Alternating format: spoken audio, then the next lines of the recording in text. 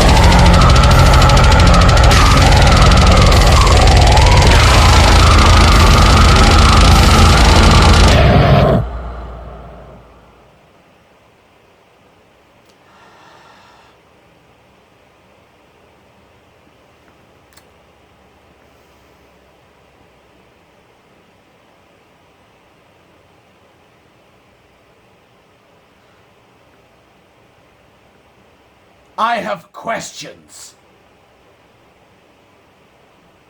And I don't want the answers. Oh my god. First off, aw, poor little metal babe. I can see why she got upset. Oh my god. What was going on? What was going on? Oh my god.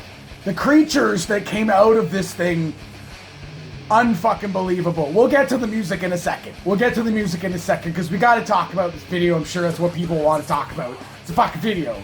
Be like the first creature that I'm just remembering off the top of my fucking head. It's a fucking headless, fat little body with no arms, fucking with a dick hanging out, but it's a tongue and it's like licking shit. Fucking licking shit. And then other things have a tongue with a licking. And then the licking thing is having sex in the butt with another licking thing. Just even the way that the characters are designed themselves, the members of the band. Oh my god! I mean, talk about warped minds, man. You see fucking crazy, like, gore-happy movies and shit like that, and you wonder what are the minds that are coming up with this kind of stuff, man. What was that? I wish I had fucking stuck with it. I remember I tried the fucking reacting to Decapitation Fornication. I got 20 seconds in to the bitch, and I gave up. I said, no, fuck it. I think it was like just over the first year of doing the channel. I was nowhere close to getting into music like that. And it was even, maybe it was a couple of months later that the Blasphemian came out. People said, it's a new thing, check it out. And I went to check it out. And then, like, as soon as it got into the deathcore bits, I was like, no, this is just the same thing. No, go away. Because I wasn't even close to prepared for that kind of shit, dude. And I mean, I don't even know if I am now. That was a lot. It was a lot. I mean, I guess, like, I could dig it for the Three Bastards, because it was somewhat of a short song itself, and then the video was fucking hilarious. Just the combination of those things allowed me to enjoy it that much more. For deathcore, this edges a little bit more on the side of deathcore that I am not such a huge fan of. If you've been with the channel for a bit anyway, you might have heard me say I like the more like melodic styles of like metalcore and deathcore, and some of the heavier deathcore I can get into and have.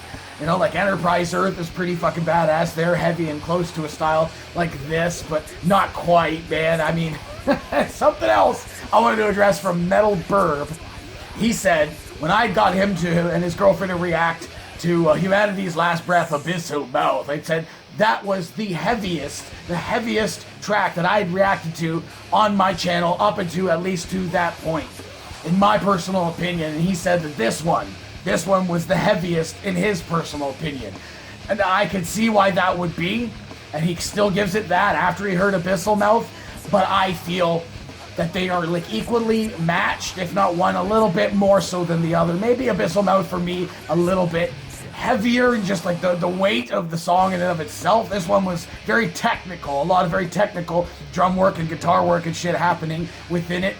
So, like, it was heavy in that nature, I guess, for the sake of just being heavy and being the most extreme that you can possibly be. But I mean, for me personally, I think Humanity's Last Breath is a bit heavier. That's just my opinion. I feel like the weight of their music more when I listen to it than I have so far, I guess, at least with the stuff that I've heard from these guys. That's my opinion, and I'm sticking to it. With that being said, I did very much enjoy the music, and for a song as long as it was, it didn't feel as long as it was. You know what I'm saying? Like, by the end, I was like, it's already over? 7.5 minutes went by like that? They did break it up with a lot of really cool moments. They slowed it down a few times for some very cool and very, it felt to me at least, out of place, feeling styles of solo, but fit this, you know, like slower and more melodic sounding styles of solos. Now there were some faster like guitar bits in there too, but that kind of stuff just like it threw me off a little bit, which I absolutely appreciate. And again, kind of broke up the song and broke up, I don't want to say the monotony, but I guess kind of that like very, very fast fucking double kick. And I love it. I'm not saying I don't like it, but to have a break and do some changes allows those bits to have a little bit more weight to them. Now a fucking band like this, which is just pretty much extreme the entire way through, even when it did get slower, the drumming was still pretty fucking insane. But again, it gave me enough of a break to when they did get into the crazier, heavier bits again, I was prepared for it, I guess. But just like the combination of just how extreme and chaotic this fucking music was, and the video just not knowing what the fuck was going on, what was opening on what the fucking, there's a stick with a half a guy on it and shit, and one upside down and a fucking body flayed open like a pig, for fuck's sake.